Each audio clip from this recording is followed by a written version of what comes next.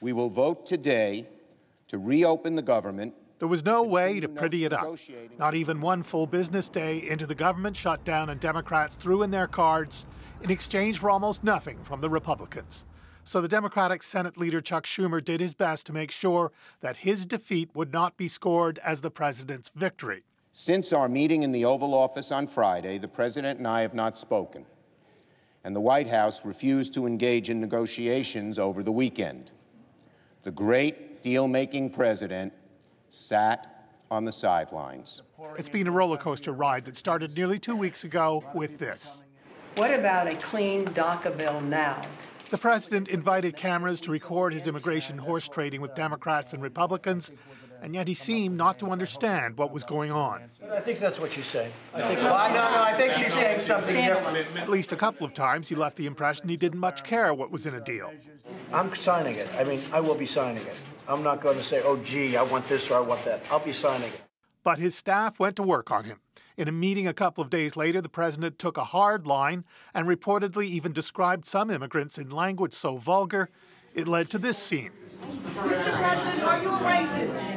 It soon dawned on Republicans that on his signature campaign issue, the president didn't seem to know what he wanted from one day to the next. As soon as we figure out what he is for, then I would be convinced that we were not just spinning our wheels. What has been difficult is dealing with the White House and not knowing where the president is. The White House staff, I think, is making it very difficult. Republican Senator Lindsey Graham put a name to the problem. Trump's senior policy advisor, the 32-year-old immigration hardliner, Stephen Miller. As long as Stephen Miller is in charge of negotiating immigration, we're going nowhere. The White House responded to Lindsey Graham by saying he cares more about illegal immigrants than he cares about American citizens. You'd scarcely believe they're all in the same party, but it's because of internal divisions like that that the Republicans have been unable to move forward on many issues, even though they control the White House and both houses of Congress. Keith Bogue, CBC News, Washington. And Keith mentioned Stephen Miller in his piece, an unfamiliar name perhaps to Canadians, but a man who appears to wield a lot of influence in the West Wing. Miller is one of Donald Trump's most senior and trusted aides, and a rare commodity too. He is one of the few original advisors still in the White House. Jim, that is one of the most outrageous, insulting, ignorant, and foolish things you've ever said. Meet Stephen Miller, political pit bull and loyal servant to Donald Trump. At 32, he's even younger than another of the president's top advisors, son-in-law Jared Kushner. But Miller has been a fixture around Capitol Hill for years. He worked for Jeff Sessions, now the U.S. Attorney General, and helped push a hard-line immigration agenda. A refugee crisis now threatens the West.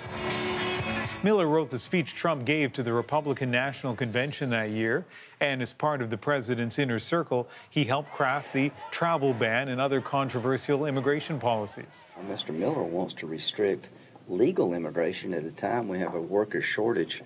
Miller is a lieutenant with a combative style towards mainstream media that mirrors his boss. No, you can be condescending. I'm not being condescending. I'm trying to get to the point that Steve Bannon... You can be condescending. That was a snide remark. You're sure he's watching and he's happy. Let me tell you something. Why is that Your snide? network, you can be as condescending as you want. It's part of your MO. And with that kind of approach, Miller appears to be a man Trump will likely want to keep around.